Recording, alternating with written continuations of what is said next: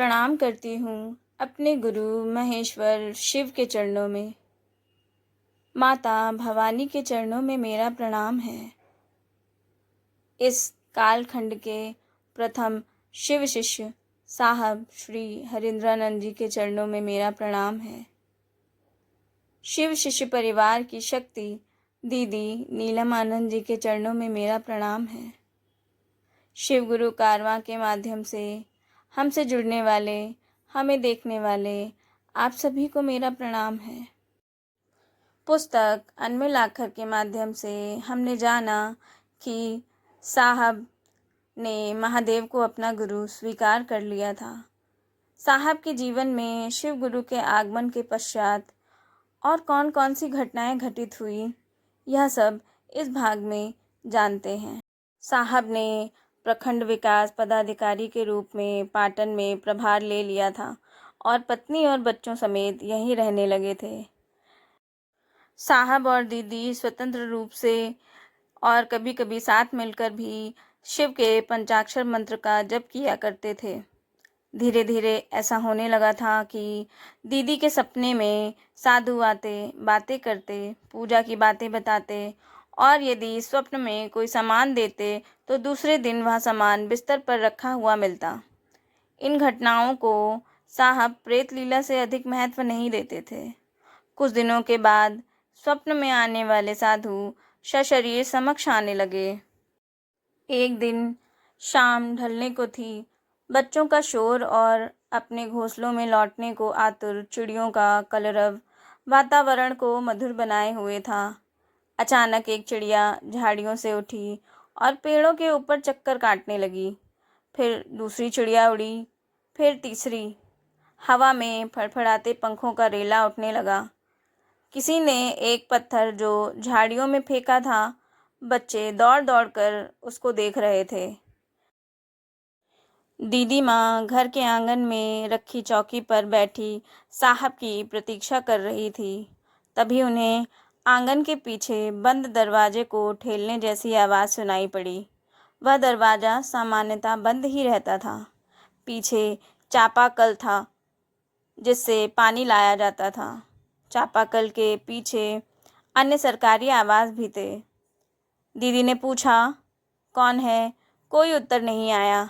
अचानक से उन्हें दिखाई पड़ा कि दरवाजे के बाहर से एक हाथ छिटकनी की ओर आया जिसकी उंगलियां बहुत बड़ी थीं। पूरे हाथ और उंगलियों पर बड़े बड़े बाल थे। द्वार के ऊपर आंगन की चारदीवारी थी।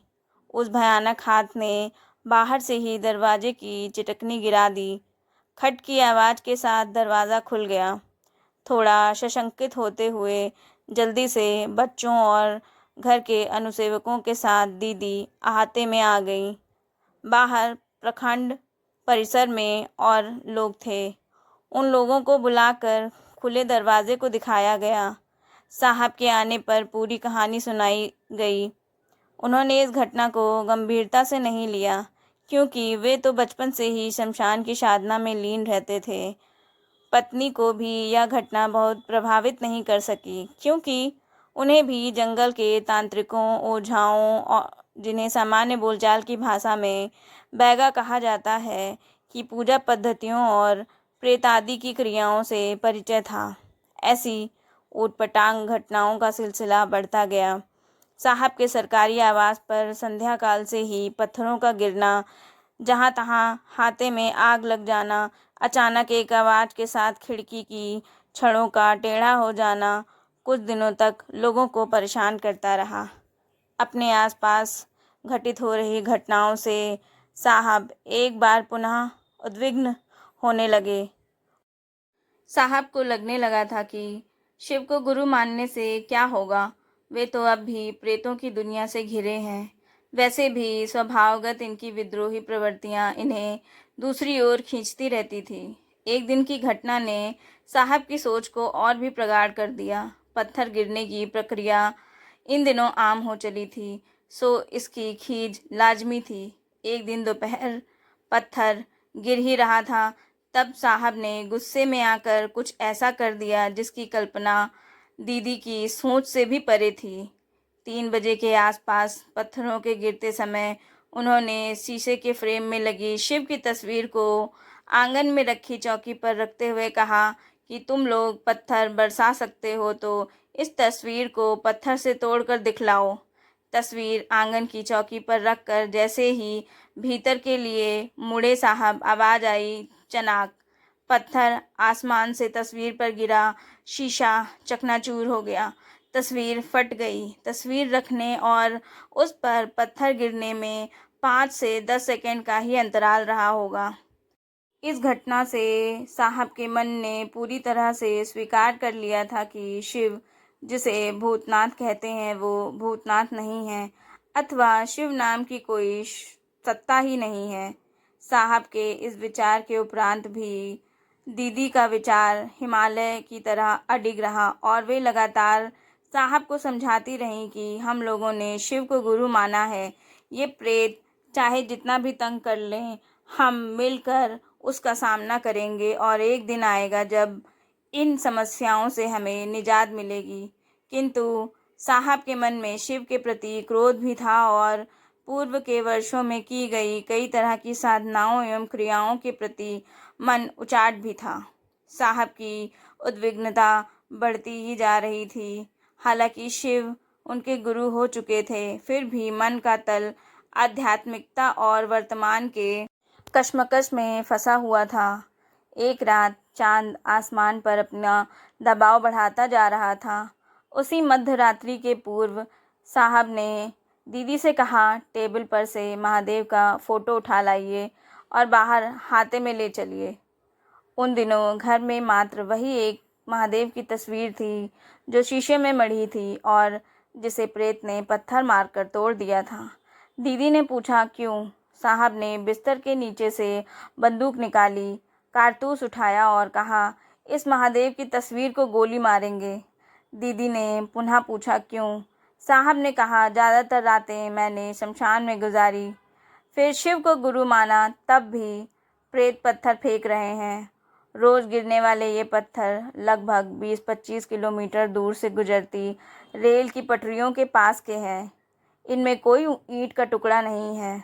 महादेव तो मिलेंगे नहीं, लेकिन उनकी तस्वीर तो है, इसीलिए फ़ोटो बाहर ले चलिए, मैं गोली मारूंगा।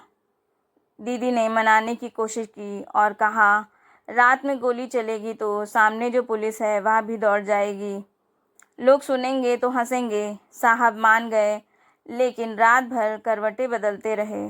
घटनाओं का एक हफ्ता भी अभी नहीं गुजरा था कि गोधूली के समय बरामदे से ठीक बाहर एक साधु ने आवाज़ लगाई, लो माँ, प्रसाद है। दीदी ने पर्दा हटाकर देखा तो घुटने से ऊपर तक गेरुआ कपड़ा लपेटे एक साधु खड़ा था।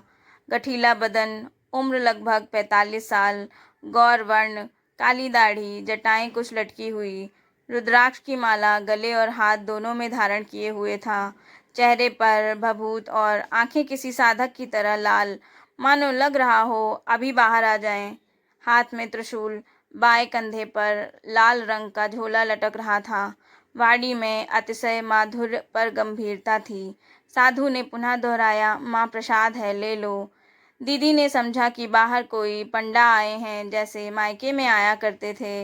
नौकर को आवाज़ लगाई, अंदाज से लगभग 5 किलो चावल निकलवाया और उस पर 5 रुपया रखकर स्वयं बरामदे में रखे टेबल पर सूप रखते हुए कहा, बाबा ले लीजिए, और बोलते हुए दरवाजे के पास चली गईं। साधु ने कहा, माँ, मैं ये सब नहीं लेता, प्रसाद है, ले लो।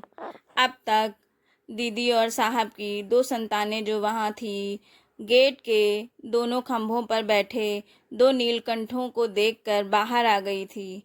आज उनका नाम अनुनीता और अभिनव है। उस समय ये बच्चे बहुत छोटे थे। साधु को देखकर दोनों शोर करने लगे थे।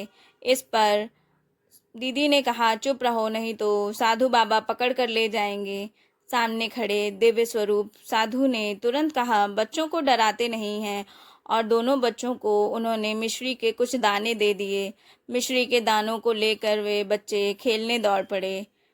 दीदी माँ ने साधु से कहा, बीडीओ साहब अभी बाहर गए हैं, उनके आने पर आप आइएगा, उन्हें आप लोगों से बातें करना बहुत अच्छा लगता है। साधु ने कहा, मुझे मालूम है, मैं जानता हूँ कि यह किसका घर है।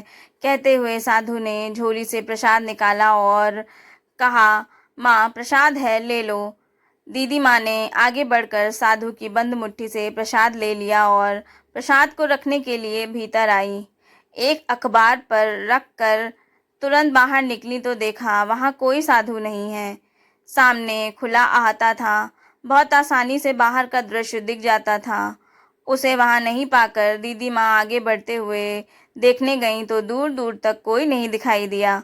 वहां वैसे भी शाम हो चुकी थी। प्रखंड परिसर उस समय खाली था। थोड़ी देर बाद साहब सरकारी दौरे से लौटे तो दीदी माँ ने पूरी घटना सुनाई। साहब के साथ थाना प्रभारी भी थे। बाहर सभी बरामदे में बैठे थे। घटना सुनने के बाद साहब थाना प्रभारी एवं अन्य लोगों से कहे कि इस तरह की वेशभूषा का साधु पलामू जिले में कहाँ है कोई। फिर उसने जो प्रसाद दिया था उसे लाने को कहा साहब ने। प्रसाद में सिंदूर की एक पुड़िया, मिश्री के कुछ दाने, एक सूखा हुआ बेलपत्र और भभूत की एक पुड़िया थी।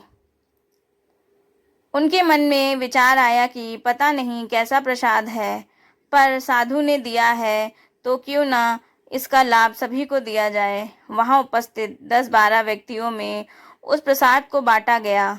आश्चर्य तो तब हुआ जब कागज में रखा हुआ प्रसाद लोगों के बीच में बंटने के बाद भी यथावत था।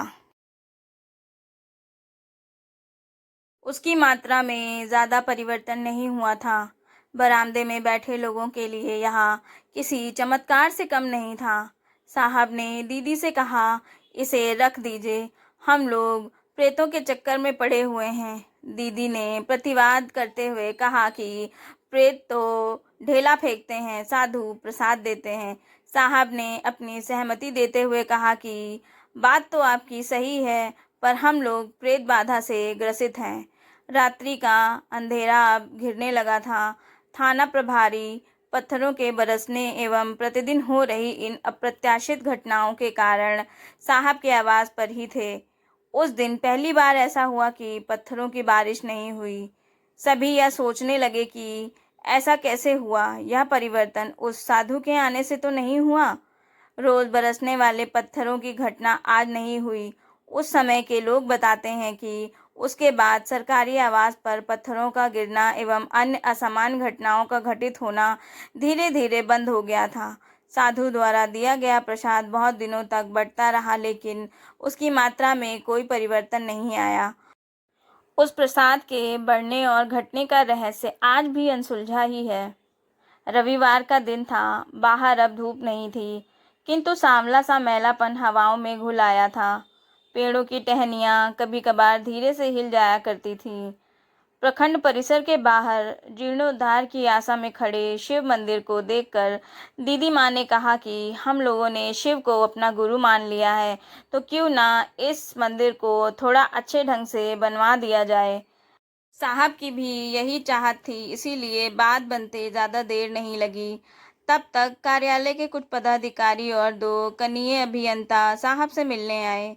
बातचीत बीच में ही रुक गई। साहब ने चाय बनवाने को कहा और सभी को लेकर आवास के सामने हाथे में रखी कुर्सियों पर बैठ गए। इन दिनों की घटनाएं चर्चा का केंद्र बिंदु थीं। तभी दीदी ने आकर बताया कि उस दिन जो साधु आए थे, उन्हें भिक्षा में देने के लिए जो चावल निकलवाया था, उन्होंने लिया ही नहीं। फिर मैंने उसे वापस चावल के डब्बे में रखवा दिया था। अब देखिए ना, टीन के डब्बे का चावल खत्म ही नहीं हो रहा है, बल्कि पूरा टीन चावल से लबालब है। सभी लोग आश्चर्यचकित रह गए कि ऐसा कैसे हो सकता है। उस डब्बे को मंगवाइए, देखा जाए, कनीय अभियंता ने कहा और स्वयं भीतर भंडार से जाकर डब्बे को उठा लाए। लोगों के लिए यह घटना अजीबोगरीब थी।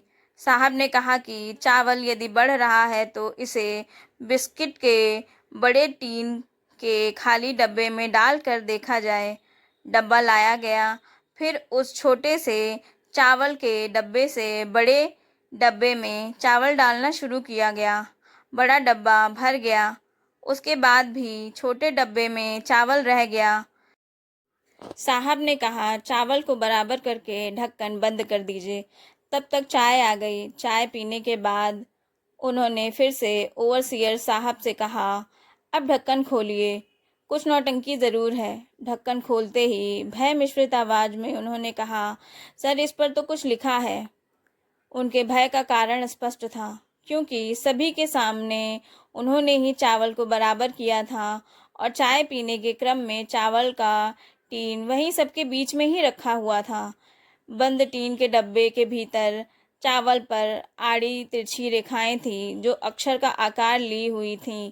या आखिर हुआ कैसे? उपस्थित लोगों ने देखा कि चावल पर ओम अंकित था, मानो किसी ने उंगलियों से चावल पर ओम लिख दिया हो।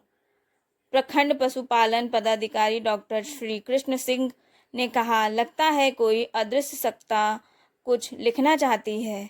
इस बात पर टीन के चावल को ले जाकर घर के छोटे से पूजा कक्ष में फर्श पर बिछा दिया गया। उसमें कोई खिड़की नहीं थी, मात्र एक दरवाज़ा था जिसमें पर्दा लगा हुआ था। चावल बिछाकर 2-3 व्यक्ति हाथ से उसे समतल करते हुए बाहर निकल आए और दरवाजे को बाहर से बंद कर दिया गया।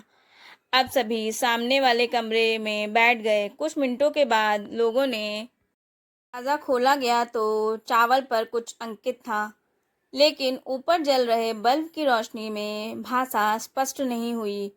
टॉर्च जलाने पर उसे आसानी से पढ़ा जा सकता था। लिखा था, आशीर्वाद सबको। यह पढ़कर पुनः चावल को बराबर कर दरवाज़ा बंद कर दिया गया। साहब ने थोड़ा खींचते हुए कहा कि हम लोगों ने तो प्रणाम किया ही नहीं तो आशीर्वाद कैसे आया? खैर छोड़िए। फिर साहब ने थोड़ी तेज आवाज़ में कहा, कौन हैं आप? और यदि कुछ बता सकते हैं तो शिव की पूजा का तरीका बताइए। थोड़ी देर बाद पुनः दरवाज़ा खोला गया और टॉर्च की रोशनी में पढ़ा गया। चावल पर लिखा था, मुझे शिव शक्ति जानो। नीचे लिखा था, नमः शिवाय। दोबारा दरवाज़ा बंद हुआ तो इस बार दीदी ने पूछा, कितनी बार करना है और कितने दिनों तक करना है? थोड़ी देर बाद दरवाज़ा खोला गया और देखा गया चावल पर अंकित था 108 बार। आगे लिखा था, आजीवन। यह क्रम आने वाले दिनों में बढ़ता गया। चावल पर आने वाले संवादों का सिलसिला 1 दशक तक चलता रहा। चावल पर आने वाले संवाद एवं अदृश्य दुनिया से प्रकट होने वाले साधुओं से संपर्क के सूत्रधार सिर्फ और सिर्फ साहब और दीदी रहे। भावनाओं का खेल था, अनजाने आपसी प्रेम का मेल था। साहब ने तो इतनी चोटें खाई थी, इतने दर्द पाले थे कि उन्हें इन बातों पर विश्वास ही नहीं ठहरता था।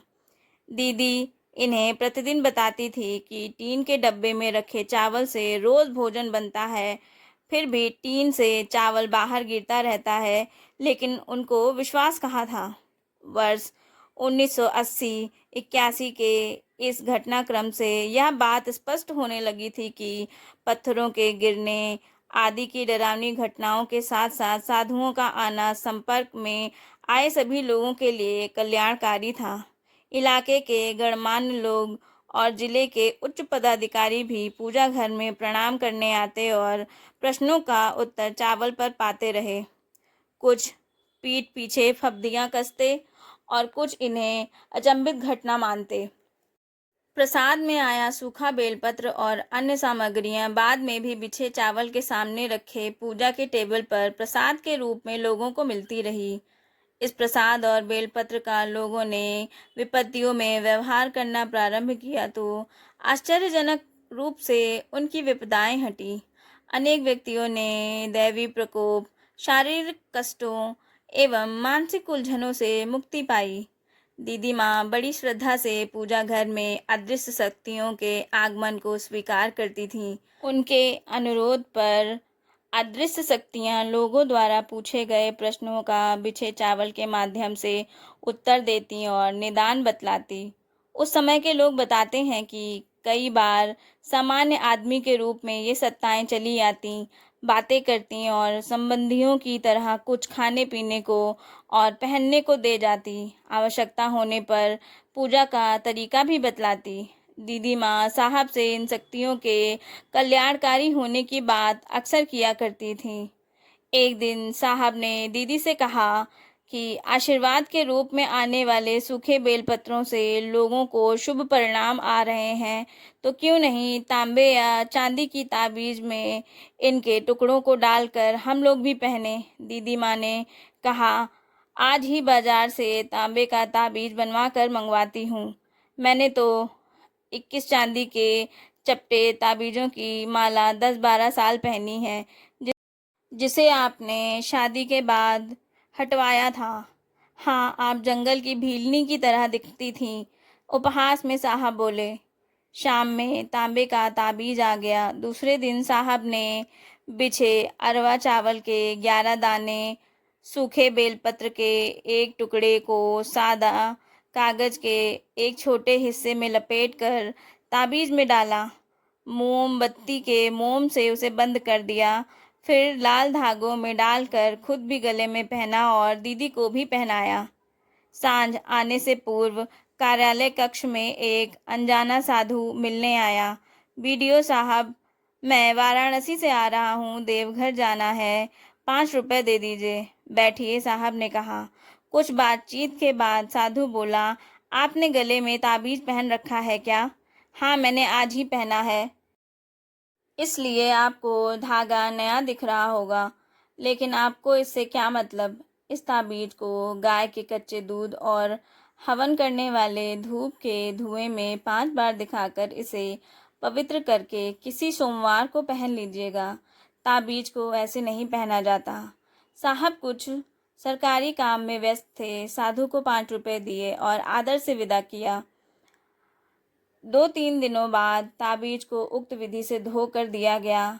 आज भी साहब एवं उनके बच्चों के गले में बेलपत्र एवं चावल से बने ताबीज आसानी से दिख जाते हैं। एक दिन दोपहर में साहब ने दीदी से कहा, मैं आज महादेव को खीर मोहन खिलाऊंगा। पाटन से 20 किलोमीटर दूर वन प्रांतर में एक मिठाई की दुकान थी, जहाँ केवल खीर मोहन ही बनता था। उस दिन दीदी के दूर का एक छोटा भाई मोटरसाइकिल से उनसे मिलने आया था। वह बालूमाथ का रहने वाला था। साहब ने उससे कहा, पद्मा मोड़ चलो। मोटरसाइकिल से उसके साथ पद्मा पहुँचे। मिठाई की दुकान में अभी खीर मोहन बन ही रहा था। वहाँ से 9 किलोमीटर दूर दीदी का मायका था। तय हुआ तब तक मनातू से घूम आते हैं। ससुराल में देर हो गई। सूरज अभी डूबा नहीं था। सड़क पर मोरंग बिछी थी। धूल का भी अंबार पूरी सड़क पर था। साहब ने सोचा कि अगर पीछे बैठूंगा तो धूल उनकी देह को बेरंग कर देगी। इसीलिए उन्होंने स्वयं मोटरसाइकिल चलानी शुरू की। लगभग 100 मीटर आगे बढ़ने पर दूर सामने से लकड़ी लदा एक ट्रक आ रहा था। उन्होंने बाइक धीमी की और किनारे धीरे धीरे बढ़ने लगे। सड़क खाली थी। तेजी से ट्रक आगे निकला। धूल का अंबार उड़ा, कुछ नहीं दिख रहा था। अकस्मात मोटरसाइकिल बाएं एक पत्थर के ऊंचे टीले पर चढ़ गई। संतुलन बिगड़ा। लगा अब तो दोनों घायल ही होंगे। आश्चर्यजनक और अस्वाभाविक रूप से मोटरसाइकिल वापस सड़क पर आई और अपने पूर्व की चाल में चलने लगी। पीछे बैठा नौजवान अचानक चिल्लाया, मेहमान, जंगल में इतनी अगरबत्ती कहाँ से महक रही है? इन्होंने कहा, चुप। शारीरिक संतुलन तो संभल गया था, किंतु अजीबोगरीब घटना ने उनके मन को बेचैन कर दिया था। खैर, पद्मा पहुंचे, खीर मोहन खरीदा। मोटरसाइकिल की बत्ती जल चुकी थी। रास्ते में दुर्घटना की बात फिर चली। सहयात्री ने कहा कि महादेव को खिलाने हेतु हम लोग खीर मोहन लेने आए थे, इसीलिए बच गए। साहब खुद मोटरसाइकिल चला रहे थे। सड़क काफ़ी खराब थी, इसलिए घंटे भर लग गए आने में। हाथे में मोटरसाइकिल खड़ी की तो नज़र चपरासी उपाध्याय जी पर पड़ी, जो सीढ़ी पर बैठे हुए थे। वे साहब को देखकर खड़े हो गए। साहब ने कहा, उपाध्याय जी अभी यहाँ अंधेरे में बैठे हैं। उपाध्याय जी रो रहे थे। अनजानी आशंकाओं से इनका मन सशंकित हो उठा। पूछा, क्या बात है? उन्होंने बस इतना कहा, महादेव आए थे, चले गए। बरामदे से भीतर घुसते ही देखा दीदी माँ पलंग पर बैठकर रो रही हैं। सामने लाल एक रंगे कपड़े में ढेर सारा प्रसाद खुला पड़ा है। थोड़ी उत्तेजना में साहब ने पूछा, अरे आप क्यों रो रही हैं? कमरे में पेट्रोमैक्स जल रहा था। दीदी ने रुआसे मन से कहा, महादेव आए थे, चले गए, इसमें रोने की क्या बात है? उनका आना और जाना क्या, वे अब भी तो यही हैं, साहब ने कहा।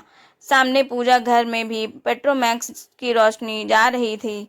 सबने देखा, चावल पर लिखा था, मैं यही हूँ बेटा। बिजली तो 1 महीने से थी ही नहीं, सो कमरे में पेट्रोमैक्स जल रहा था। दीदी का रोना कम हुआ तो उन्होंने बताया कि लगभग 7 बज रहे होंगे। बरामदे में एक आवाज़ आई, घबराना नहीं मैया, मैं बाहर ही बैठा हूँ। मैया का पलामू में अर्थ होता है बेटी। दीदी ने समझा, उपाध्याय जी हैं, क्योंकि वे दीदी को मैया कहते थे। उपाध्याय जी अंदर आए और उन्होंने दरवाज़ा बंद कर दिया। दरवाज़ा बंद करने के तुरंत बाद फिर से आवाज़ आई, मैया हम बाहर ही हैं, घबराना नहीं। उपाध्याय जी और दीदी को घोर अचरज हुआ। दीदी ने दरवाज़ा खोला। बाहर गुप्त अंधेरा था, रोशनी का तो सवाल ही नहीं, क्योंकि प्रखंड परिसर का ट्रांसफार्मर 1 महीने से जला हुआ था। दिखा, बरामदे के चारों ओर धवल मधुर किंतु तेज प्रकाश फैला हुआ था। उस प्रकाश में एक लंबे कद के साधु खड़े थे। बोले, मैया प्रसाद ले लो। दीदी ने प्रसाद लिया। हड़बड़ी में उपाध्याय जी को प्रसाद थमाते हुए सामने खड़े साधु के पैर पर झुक गईं। अपने दोनों हाथों से उनके दोनों पैरों को पकड़ा और माथा टेक दिया, मानो अपना सर्वस्व, अपनी पूरी श्रद्धा को समर्पित कर दिया हो दीदी ने। उपाध्याय जी अचंभित अपलक देखते रहे। दीदी ने पांव पर माथा टेकते हुए कहा, आप चलकर थोड़ी देर बैठिए, साहब आते ही होंगे। वे महादेव को खिलाने के लिए जंगल से खीर मोहन लाने गए हैं। उत्तर मिला, मुझको सब मालूम है बेटा, जाने दो, बहुत ज़रूरी है, फिर आऊँगा। दीदी की एक नहीं चली। अचानक बरामदे में अंधेरा छा गया। दीदी ने अपने को पाया कि वे अकेले बरामदे में बैठी हैं और माथा ज़मीन पर टिका हुआ है। अब साधु नहीं तो प्रकाश कैसा? अंधेरा तो पूर्ववत था ही। अजीबोगरीब स्थिति। उपाध्याय जी ने रुआंधे गले से दीदी को कहा, मैया अंदर चलिए। अपनी मालकिन को भीतर कमरे तक पहुंचाकर साधु द्वारा दिए गए प्रसाद को सौंपते हुए उपाध्याय जी बाहर बरामदे में आकर बैठ गए। दीदी को रोता देखकर वो भी रोने लगे। फिर साहब ने अपनी घटना सुनाई और बताया कि अभी मैं और आपके भाई अस्पताल में होते और आपको पता भी नहीं चलता।